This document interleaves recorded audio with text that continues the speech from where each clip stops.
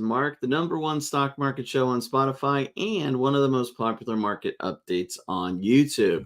In this show, we talk about what's happening in the markets and how we're trading them. Today is Tuesday, May 28th. The NASDAQ trades above 17,000 for the first time ever. NVDA makes a new record. Apple rallies after more shipments to China. GME on the move again.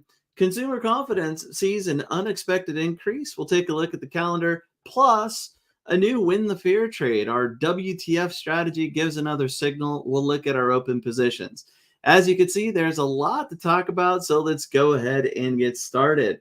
Now, if this is your first time here, my name is Mark Hodge. I'm head coach at Rockwell Trading, and Marcus is in Iceland. I am going to be joining him soon. So we will do a coffee with Marcus and Mark today and tomorrow, but then we will be canceling Thursday and Friday because of our trip to Barcelona, which will actually take place next week and the following week, where we'll meet together with our mastermind members in Spain. So looking forward to that. We'll let everybody know what the schedule will be like. But for this week, it's not only a holiday week in the US, it's a bit of a short week for our episodes as well. Let's go ahead and jump to the chart, and let me share here the S&P 500. After the holiday, I hope everybody enjoyed the 3-day weekend. A bit of a quiet start, not a whole lot going on.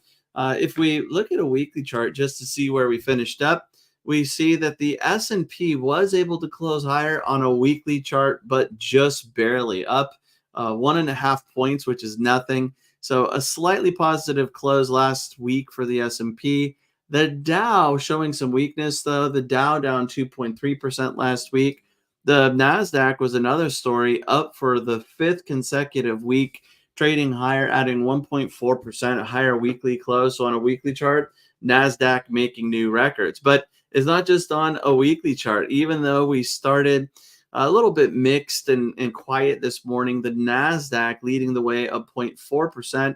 Right now trading at 16,994, 6 points shy of the 17,000 level, but the 17,000 mark was breached today. It got as high as 17,016. So we've broken through this level, new milestone for the NASDAQ. And right now, S&P flat, Dow down just a little bit, and the NASDAQ is actually higher and positive, leading the other major indices. Now we can take a look at the Dow here. Look at the Dow, struggling a little bit, trading lower now for the third day out of the last 4 trading sessions, pulling back from these records after getting above that 40,000 mark.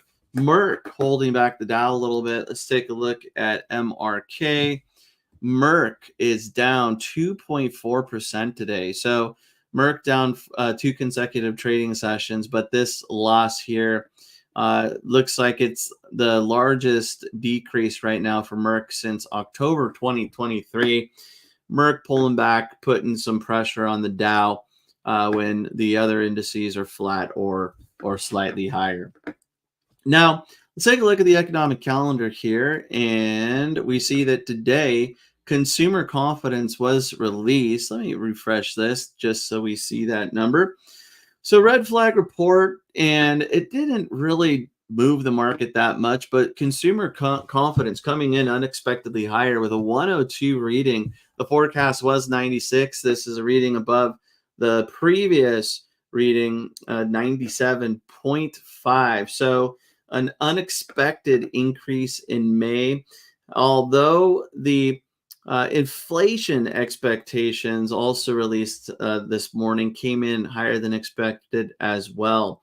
So the 12-month inflation outlook edged higher by 5.4%, and traders are expecting inflation to be higher, at least, or consumers expect inflation to be higher based on that data, but didn't really affect the markets too much. Not a whole lot of volatility or not a real big reaction to that report. While we have the economic calendar up, we could see what's going on for the remainder of the week. And we do have some red flag reports on Thursday, preliminary GDP, unemployment claims is coming out.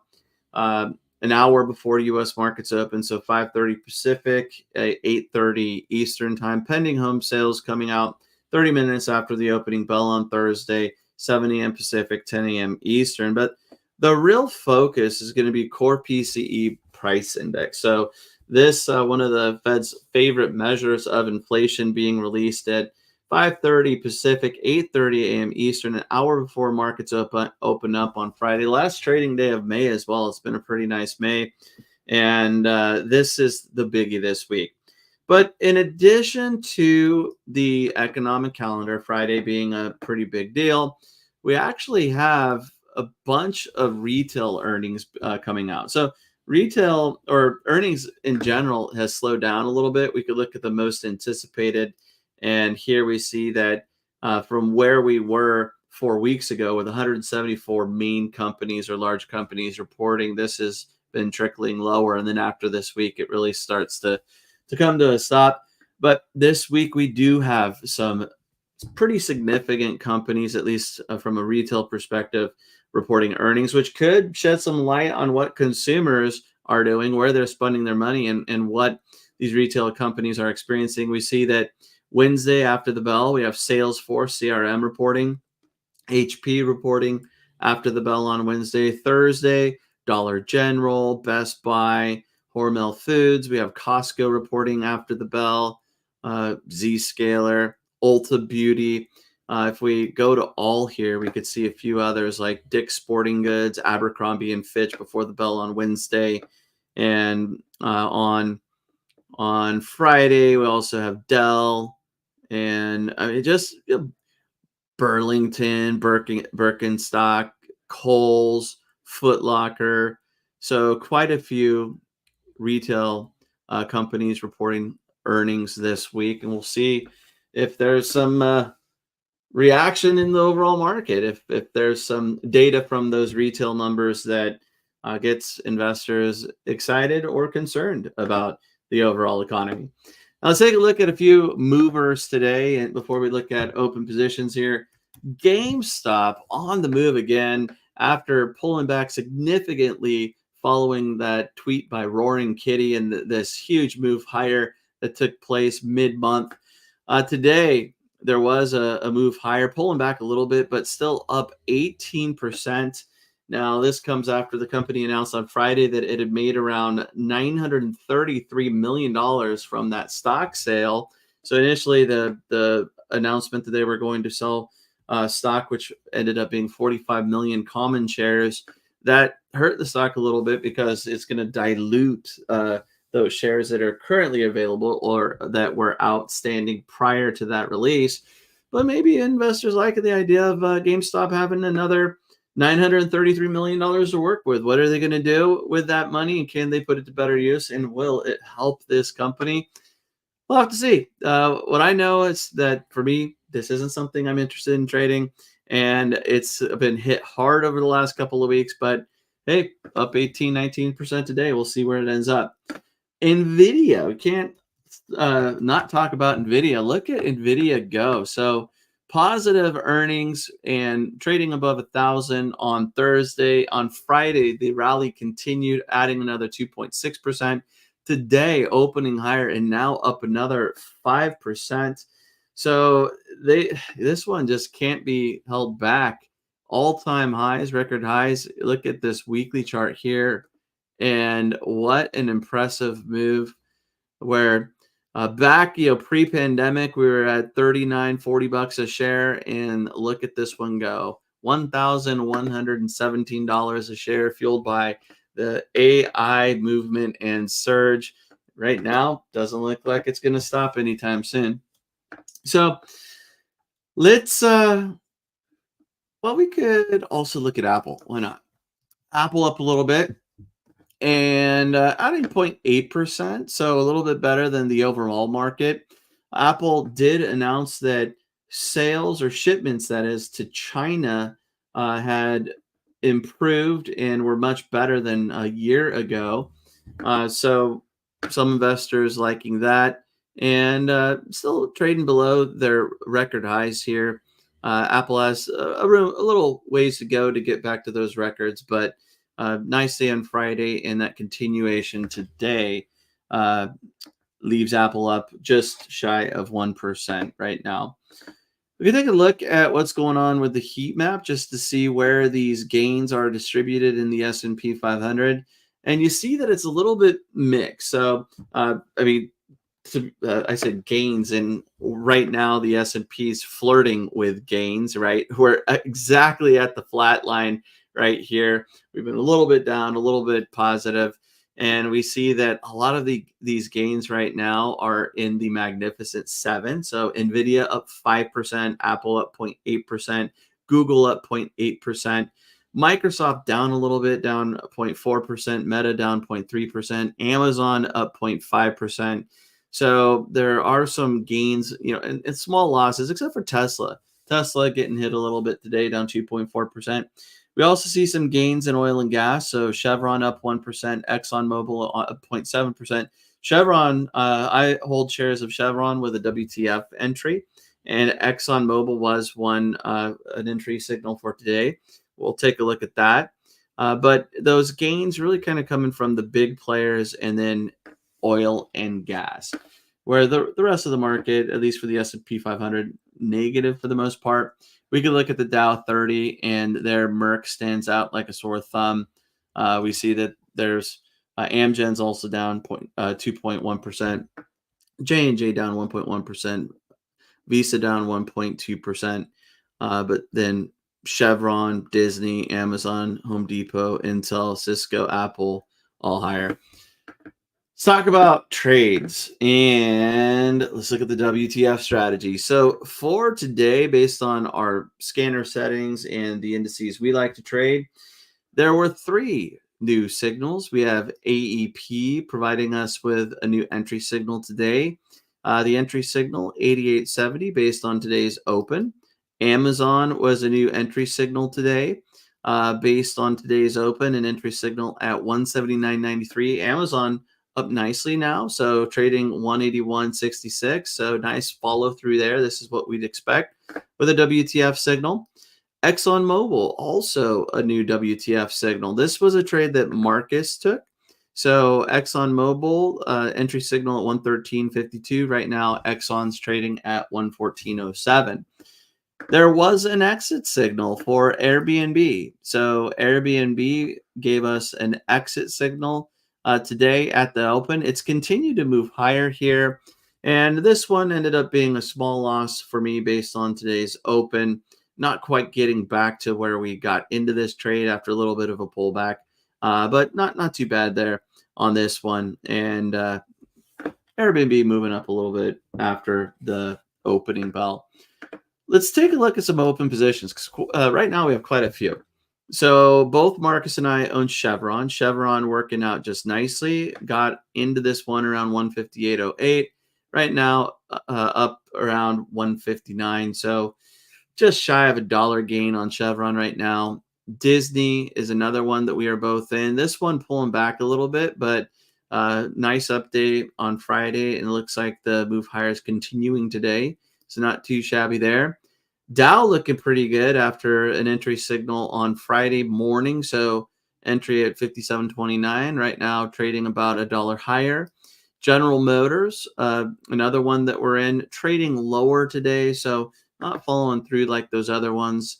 But this one is one that both Marcus and I are in right now, waiting for an exit signal. Lowe's, after pulling back a tiny bit, up today. And Target, another one, making its way higher after this pullback. So 142.50 was the entry signal, up about $1 right now.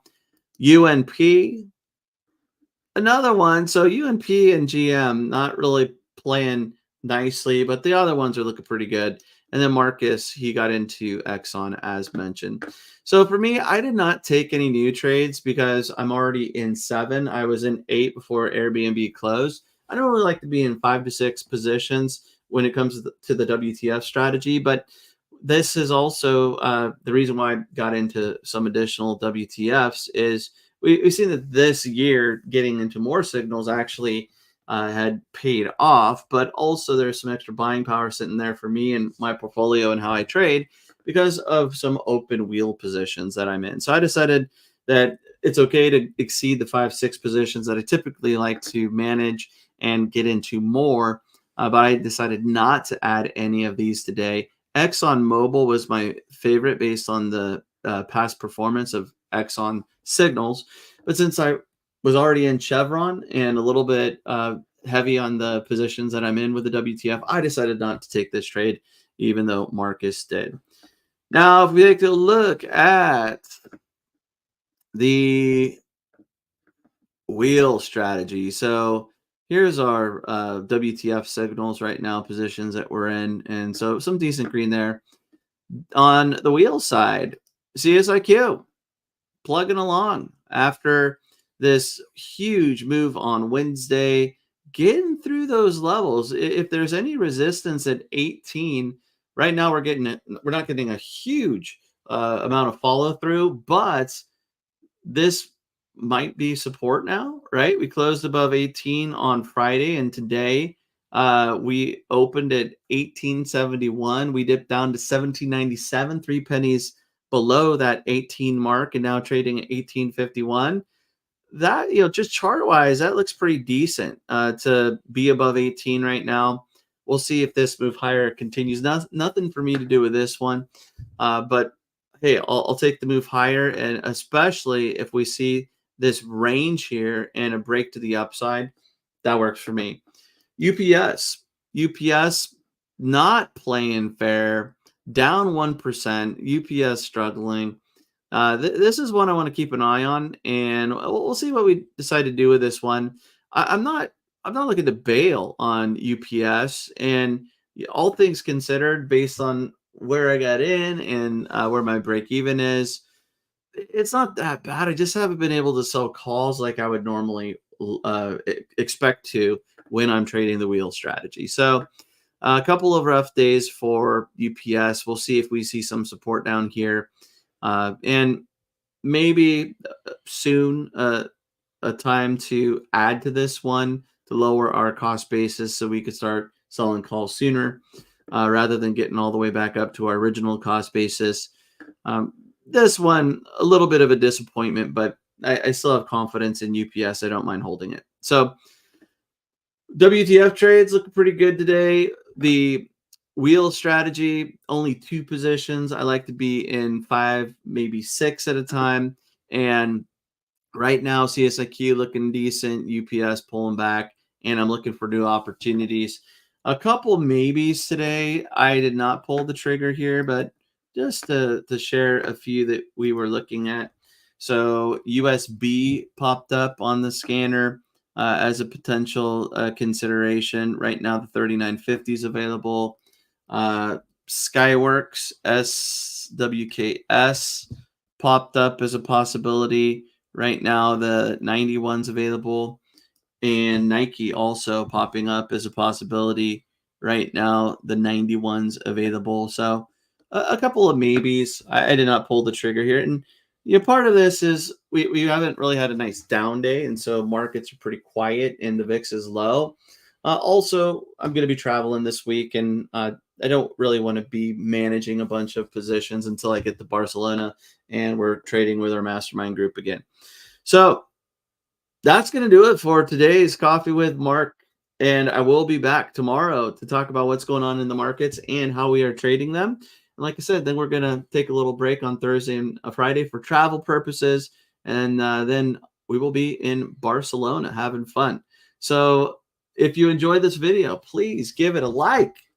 And don't judge me on my trader joke, but I do have one for you. How do you make a Forex trader laugh on a Saturday? You tell the Forex trader a joke on Wednesday. That will do it for today's video.